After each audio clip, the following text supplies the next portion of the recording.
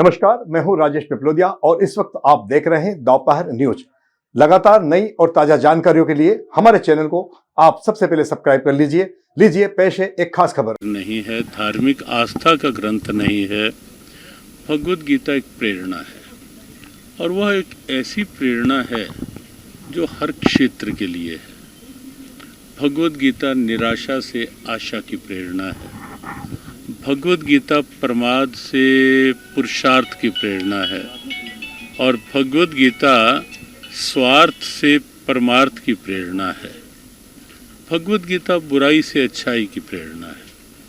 और इसीलिए हमें लगता है कि गीता पढ़कर किसी को ये नहीं लग सकता और लगना चाहिए कि जीवन में निराशा किसी भी कारण से इतना हावी हो जाए कि आगे आशा के सब द्वार बंद हो जाएं और जीवन निराशाओं में बंद होकर रह जाए। इसीलिए यहाँ क्योंकि जेल में बंदी भाई हैं, बहनें भी हैं, वो भले ही जेल की दीवारों में बंद हैं, लेकिन भगवद गीता का जो संदेश है जेल की बंद दीवारों में भी उन्हें अंदर के विचारों को खुला बना करके, अंदर की भावनाओं को उदार बना करके, अपनी सोच को सकारात्मक और रचनात्मक बना करके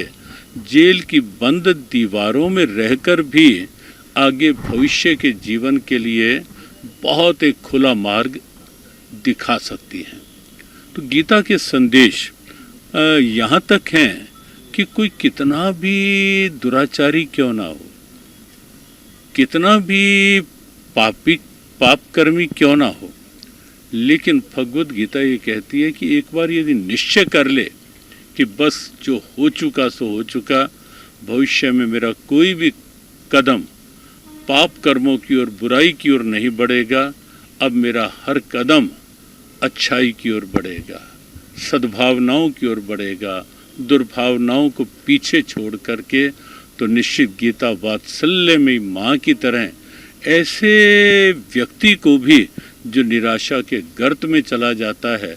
उसे भी अपने स्नेह का आंचल प्रदान करती है और उसके भीतर भी एक नई आशा का प्रकाश का संचार करती है। तो यहाँ इस इंदौर के जिला सुधार गृह में, कारागार में आकर के बंदी भाइयों से केवल प्रवचन नहीं, केवल उपदेश नहीं, उनसे सीधी कुछ वार्ता करने का योग बना है और हमें लगता है कि गीता की प्रेरणाएं निश्चित उनके भीतर एक नई संजीवनी की जागृत करेंगी। और प्रवेश के साथ ही हमें अच्छा लगा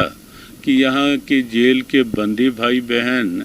कहीं छोटे बच्चे भी जो बंदी माताओं के बच्चे हैं, जिस ढंग से उनका भाव, योग करते हुए यहाँ के जेल बंदियों का भाव, कहीं कलश लेकर चल रही माताओं का भाव, कहीं यहाँ जिस ढंग से प्रस्तुति दी जा रही थी बहनों के द्वारा, यहाँ रहने वाले और बच्चों के द्वारा, बड़ों के द्वारा, वो निश्चित रूप से स्तुत्य है। यहाँ की एक सुखद प्रसन्नता का भी अनुभव हुआ है इस रूप में कि जहाँ गीता का उपदेश देने आए हैं, यहाँ पहले से गीता की प्रेरणाओं का संचार इस जिला कारागार में पहले से है और उसके मूल में जो मध्य प्रदेश के डीजीपी जेल हैं, उनका हमें लगता है कि जो संकल्प है और जो सुधार की ओर बढ़ाने का जो एक भाव है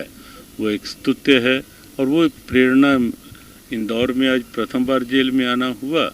यद्यपि हरियाणा की सभी जेलों में और देश की कई जेलों में जा कर के इस रूप में हुआ, लेकिन यहाँ आकर के वास्तव में बहुत अच्छा लगा।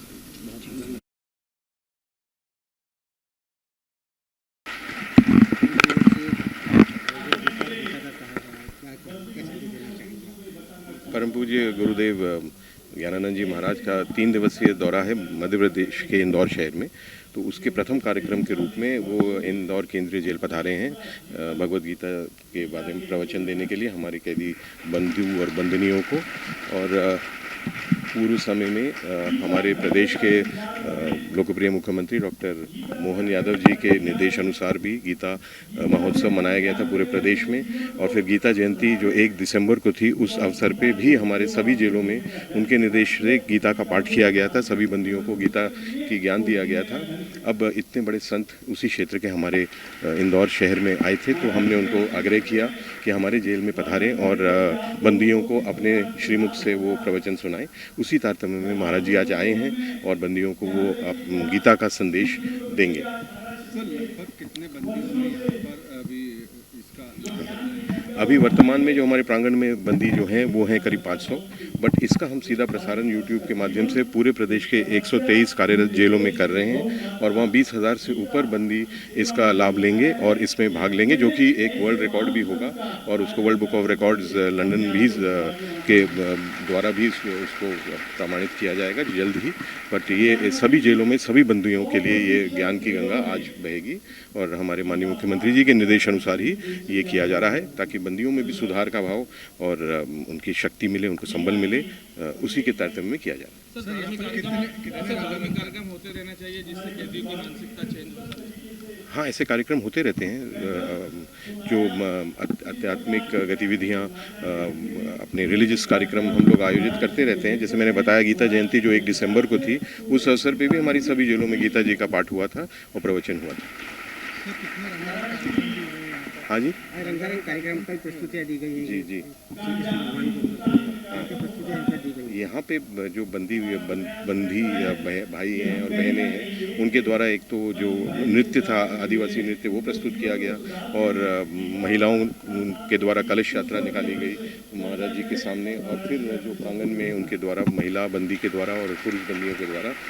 नृत्य के माध्यम से कृष्ण जी के जीवन के विभिन्न पहलुओं पर भी उन्होंने नृत्य प्रस्तुत करके महाराज जी के सामने अपनी भावना प्रकट की।